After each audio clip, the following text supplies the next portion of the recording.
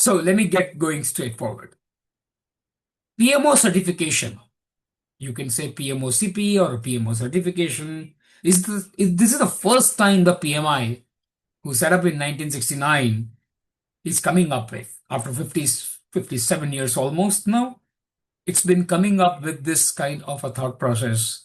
The reason is there is a huge demand of alignment of the organization's strategy with the project deliveries or program or a portfolio delivery. And there is a huge lack of the alignment.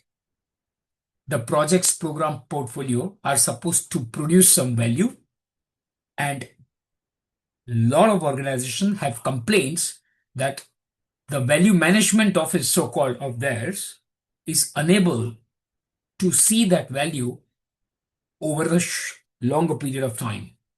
Maybe short term, yes, but longer period of time, it's missing out.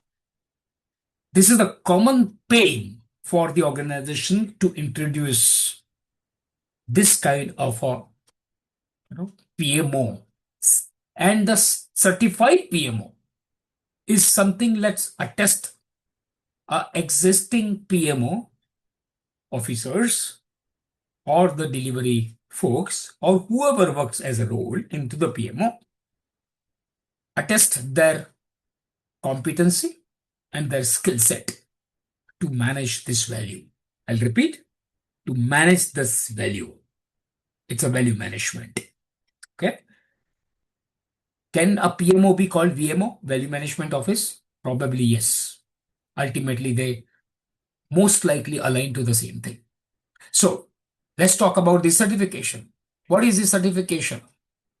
It's all about, as I already spoken about, it's all about the strategy, governance, delivery models.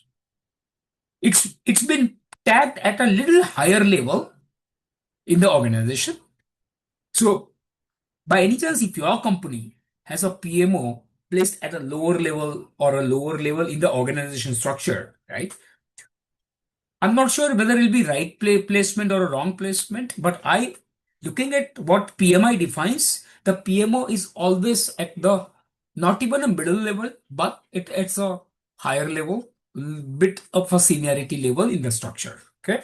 That's a business unit, or that you could call it as the typical cost center.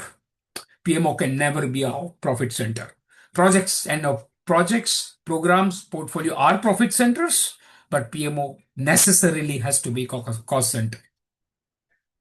So the certification goes about the value creation, benefits realization, and performance measurement. These are the three keywords into it.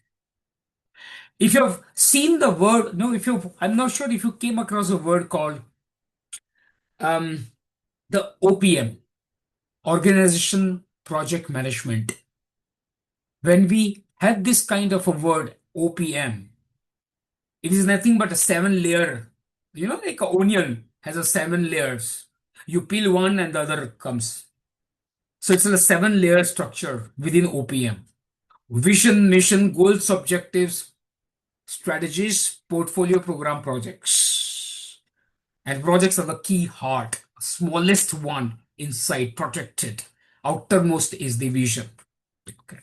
Now, through this kind of a map, we can we can probably analyze what could be the role of that 3-letter alignment with those 3 words: portfolio, program, project. This is my personal definition. I call it a P3MO. Every organization, if they have a PMO, there'll be only one, not separately for the portfolio, not separately for the program, not separately for the projects. So one PMO, right? So in OPM, you have a maturity levels. We call it as project management maturity models, from level 1 to level 5, level 5 being the highest. Hardly few companies in the world have achieved that highest level of maturity. There is a certification not for individual but organization on OPM.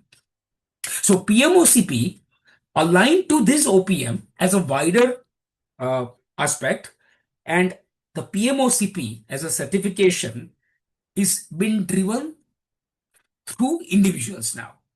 So PMI realized that though we have a OPM certification for the organization, but for individuals we need to have something so that individuals who are working, I mean the existing, the project program portfolio leaders, managers, delivery managers, etc., they could get this benefit of getting attested through the standards approach.